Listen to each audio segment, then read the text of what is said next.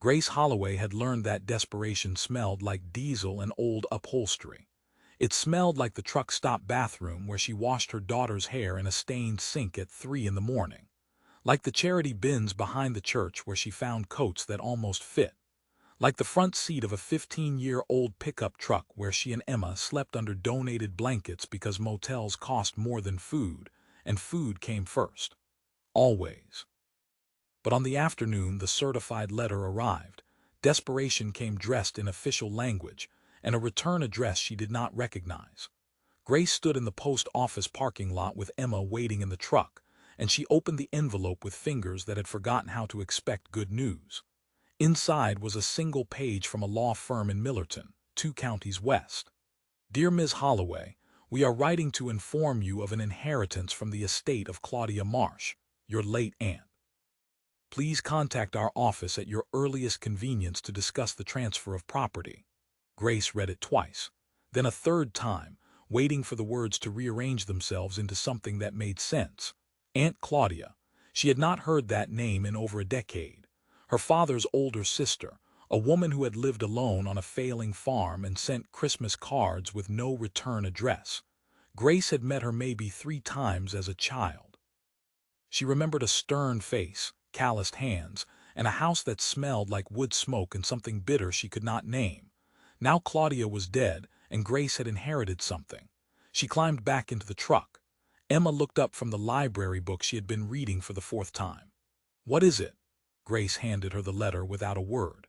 Emma read it slowly, her 14-year-old face careful and guarded in the way children learn to be when hope had burned them before. An inheritance, Emma said quietly. Does that mean money? I don't know. Grace started the engine. But we're going to find out.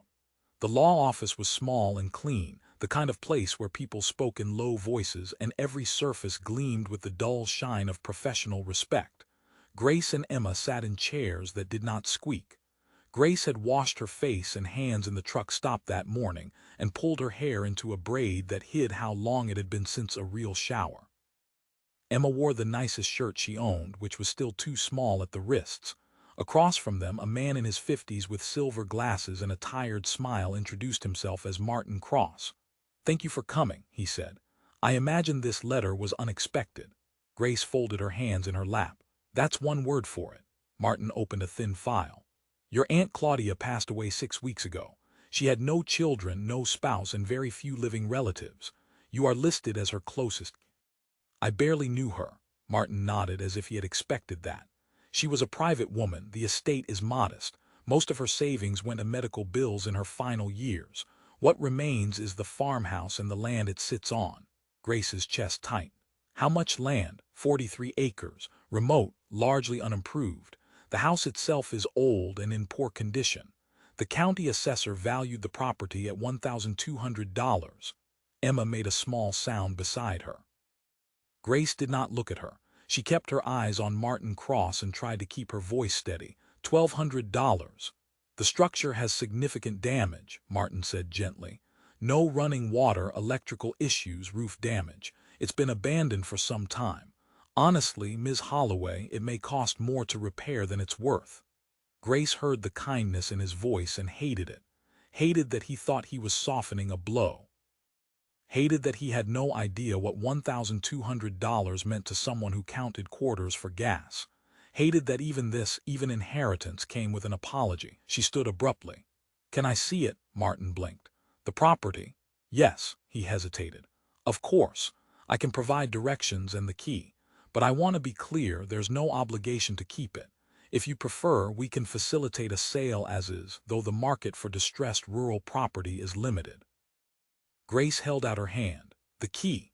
Martin retrieved it from a drawer. It was old iron, heavy in her palm. He also handed her a folded map with a route marked in blue pen. It's about an hour north, he said. The access road is rough. You'll need to watch for the turnoff near the old grain mill. Grace took the map and turned toward the door. Emma followed without a word. Outside, the autumn sun was too bright. Grace stood on the sidewalk and stared at the key in her hand. Mom, Emma said quietly.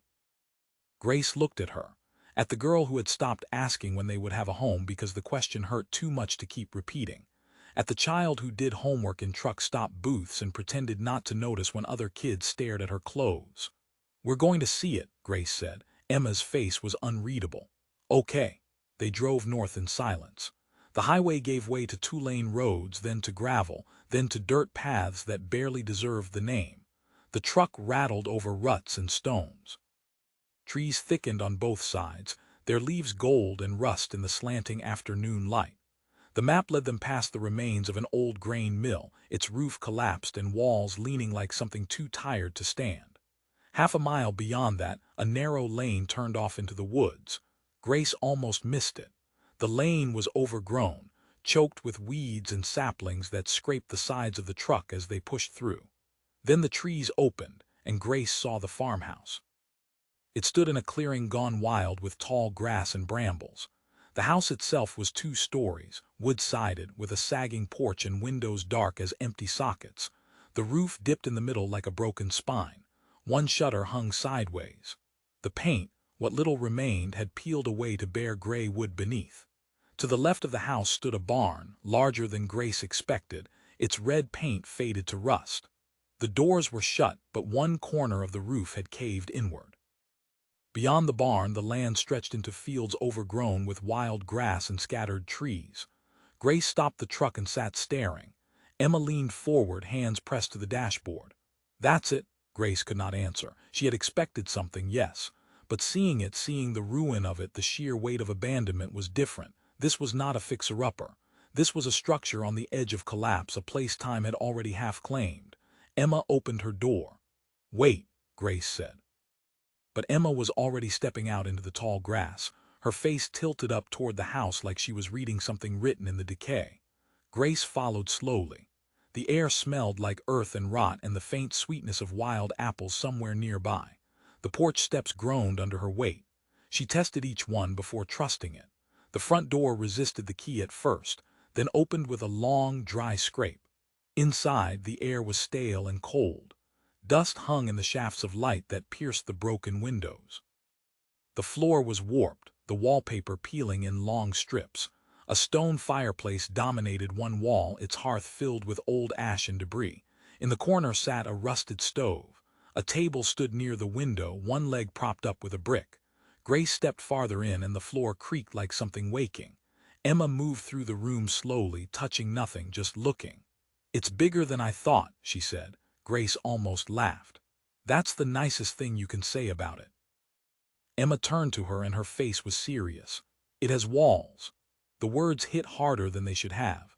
Grace looked around again. Yes, it had walls, a roof, however damaged, space that was not the front seat of a truck. "There's a barn," Emma said. Grace nodded. "We'll check it after."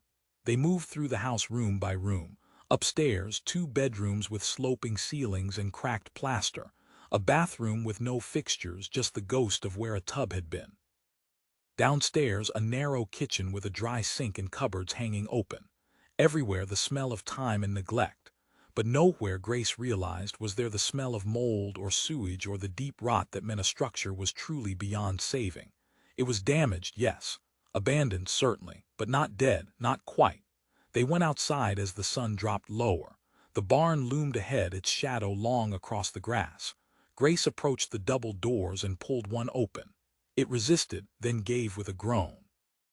Inside, the barn was dim and vast. Light filtered through gaps in the roof, illuminating dust that swirled like snow. The floor was dirt, packed hard over decades. Old tools hung on the walls. A rusted plow sat in one corner. Hay bales, ancient and compressed, were stacked near the back. Emma stepped inside, her voice echoing slightly. "Mom, look." Grace followed her gaze. In the center of the barn, beneath the damaged section of roof, sat an old tarp stretched over something large and rectangular. Emma walked toward it. "Don't," Grace said instinctively. Emma glanced back. "Why not?" "Because I don't know what's under there." "That's why I want to look." Grace sighed but joined her. Together they grabbed the edge of the tarp and pulled. It came away in a cloud of dust and stiff resistance. Beneath it sat a truck, not new, not by decades, but not rusted to pieces either. A 1970s Ford, dark green, with a dented fender and a cracked windshield. The tires were flat. The paint was dull. But the body was intact. Emma stared. "It's a truck." Grace stepped closer, peering through the window. The interior was dusty but whole, keys hung from the ignition. Why would she leave it here? Emma asked. Grace shook her head slowly. I don't know. She tried the driver's door. It opened with a rusty shriek. Inside, the seats were cracked but not torn. The dashboard was faded. On the passenger seat lay a folded piece of paper, yellowed with age. Grace picked it up carefully and unfolded it. The handwriting was shaky but deliberate. To whoever finds this, the truck still ran the last time I tried. The rest is in the cellar. Grace read it twice, then handed it to Emma. Emma's eyes widened. The rest of what? I don't know. What cellar? Grace looked around the barn, then back toward the house. I didn't see a cellar door inside. Emma folded the note carefully. Then it's outside. They circled the farmhouse slowly, pushing through weeds and brambles. On the north side, half hidden by overgrowth, Grace found it. A pair of slanted wooden doors set into the ground, the kind that opened onto stairs leading down. The wood was gray and splintered, but the iron hinges were still intact. Grace knelt and pulled. The door resisted, then lifted with a groan. Beneath was darkness and the smell of cool, damp earth. Emma stepped closer. Do we have a flashlight? Grace went back to the truck and returned with the small lead light she kept in the glove box. She shone it down into the cellar. Stone steps descended into shadow. The walls were fieldstone, old and solid. At the bottom, the light caught the edge of shelves, boxes, the dim shape of something stacked and waiting. Grace looked at Emma. Stay here. No, Emma. I'm not staying up here alone. Grace wanted to argue, but the truth was she did not want to go down there alone either. Fine, stay close. They descended carefully. The air grew colder with each step. At the bottom, the flashlight beam swept across the cellar. It was larger than Grace expected, stretching beneath half the house. Shelves lined the walls, filled with old jars, tools, and wooden crates. In the center of the room sat a large steamer trunk, its leather straps cracked but intact. Grace approached it slowly. The trunk was locked, but the lock was old and brittle. She found a rusted screwdriver on one of the shelves and pried at the mechanism until it snapped. The lid opened with a long creak. Inside, wrapped in oilcloth, were stacks of papers. Beneath them, small wooden boxes. Grace lifted the first box and opened it. Inside were coins, not pennies or nickels. Silver dollars, old and heavy, their surfaces tarnished but unmistakable. Emma leaned over her shoulder. Are those real? Grace's hands trembled. I think so. She opened another box, more coins. Another, and this one held folded bills, old denominations, brittle with age. Emma pulled out one of the oilcloth bundles and carefully unwrapped it. Inside were documents, deeds, land titles, stock certificates printed on thick paper with ornate borders. Grace stared at them, her mind struggling to process what she was seeing. Mom, Emma whispered. What is this? Grace did not answer. She could not.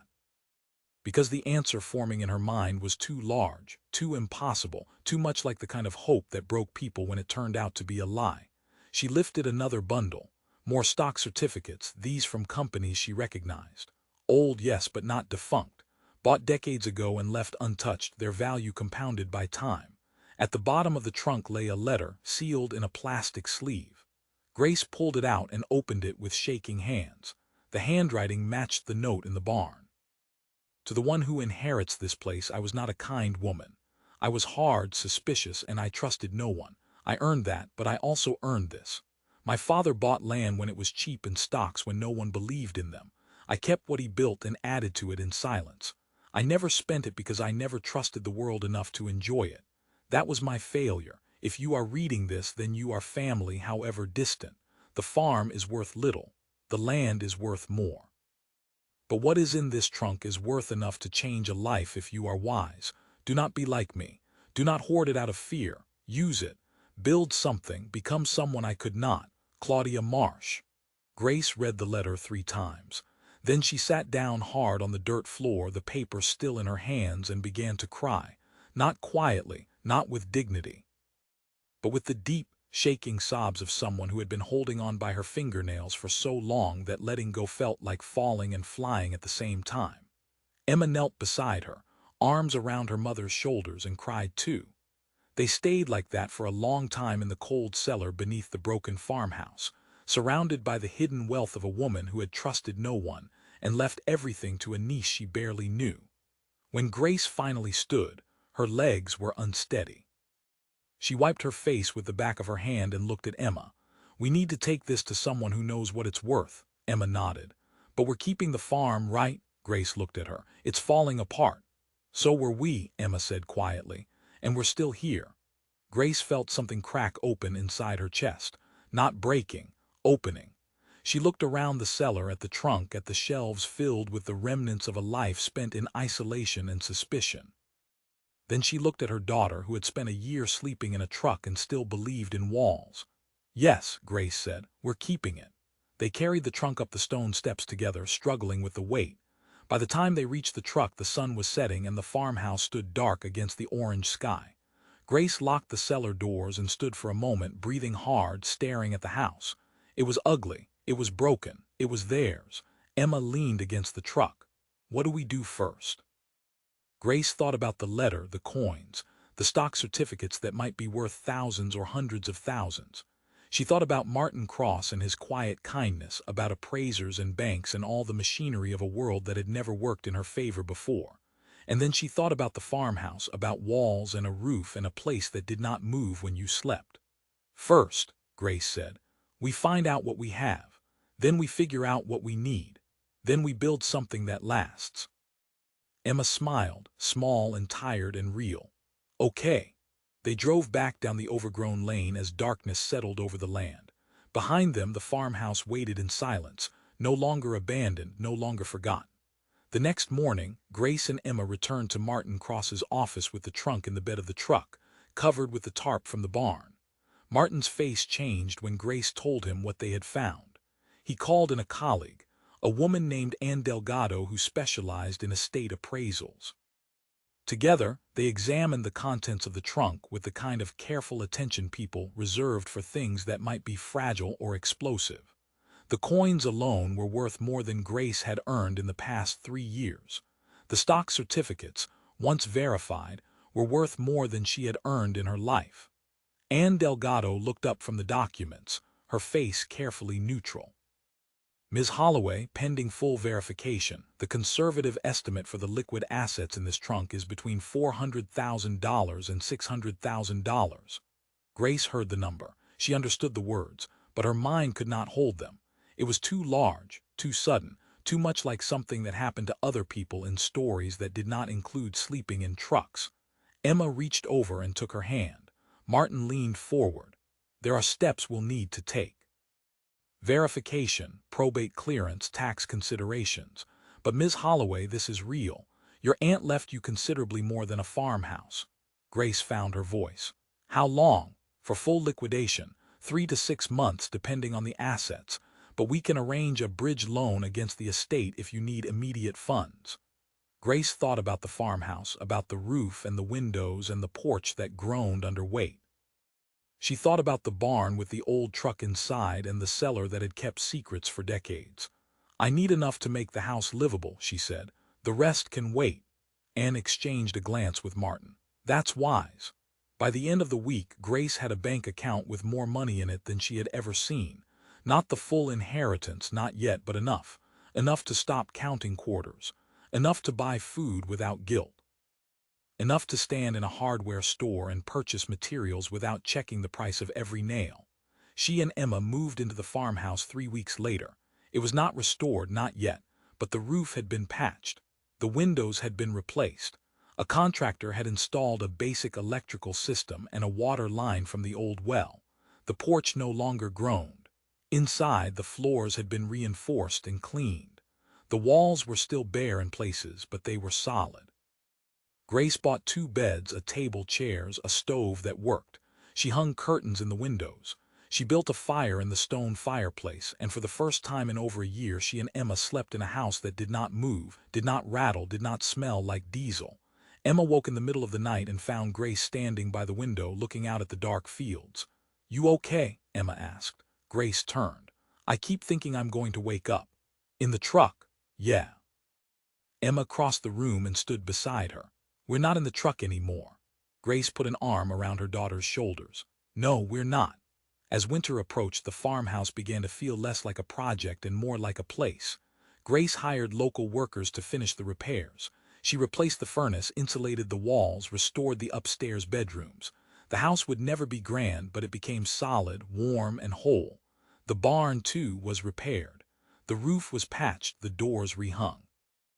The old green truck was towed to a mechanic in town who said it would run again with some work. Grace told him to take his time. She was not in a hurry, but as the house took shape, Grace found herself thinking about Claudia's letter. Do not hoard it out of fear. Use it. Build something. She thought about the women she had met in shelters, in church basements, in truck stop parking lots at 2 in the morning. Women with children and nowhere to go.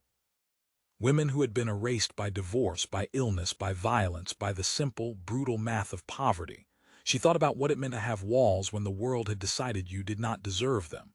One evening she sat with Emma at the kitchen table and said, "I want to do something with this place." Emma looked up from her homework. "Like what?" "I want to make it a place where people can stay. Women, kids, families, people who need time to figure things out." Emma set down her pencil. "Like a shelter." "Not exactly, more like a landing place, somewhere between nothing and stable, somewhere people can breathe."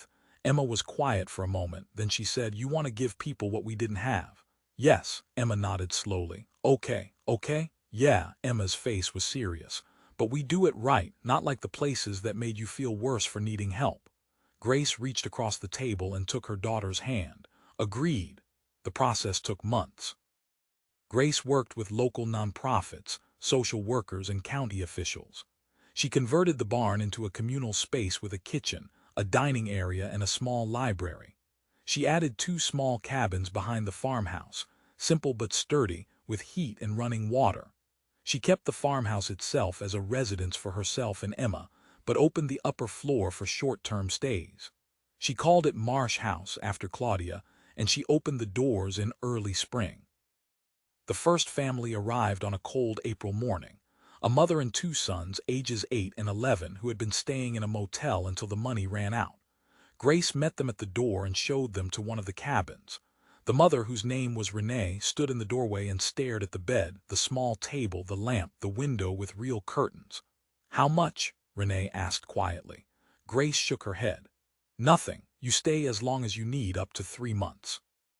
We'll help you find work, childcare, whatever you need to get stable." Renee's face crumpled.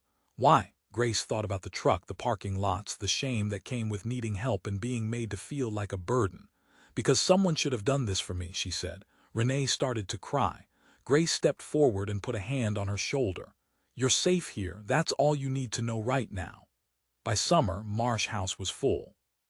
3 families, 2 single mothers, 1 older woman who had been living in her car for 6 months. Grace hired a part-time social worker and a cook. Emma, now 15, helped in the garden they had started behind the barn.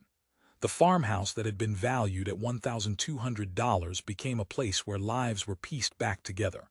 Not all at once, not without difficulty, but slowly, carefully, with the kind of attention that only people who had been broken themselves knew how to give. Grace still woke some nights and walked through the house, checking locks, listening to the sounds of people sleeping safely under a roof that would not disappear in the morning. One evening she stood on the porch and watched the sun set over the fields. Emma came out and stood beside her. "You did it," Emma said. Grace shook her head.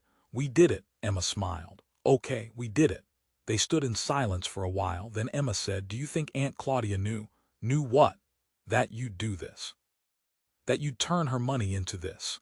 Grace thought about the letter, about the woman who had trusted no one and left everything to someone she barely knew. "I think she hoped," Grace said. "I think she hoped someone would be braver than she was." Emma leaned her head against her mother's shoulder. "You are." Grace did not answer. She just stood there, watching the light fade over the land that had saved her, surrounded by the walls that no longer felt like a gift, but like a responsibility she had finally learned to carry. Inside, the farmhouse was warm. Outside, the barn stood solid against the evening sky. And somewhere beneath it all, in the cellar where secrets had waited in the dark, the space was empty now, its contents transformed into safety for people who had forgotten what safety felt like. Grace Holloway had inherited a forgotten farmhouse. What her daughter found in the barn was not just an old truck or a trunk full of money. It was a question. What do you do when the world gives you more than you ever thought you deserved? Grace's answer was this: you build walls for people who have none. You turn inheritance into mercy. And you make sure that the next person who arrives with nothing knows that nothing is not the end of the story. It is only the place where a different story begins.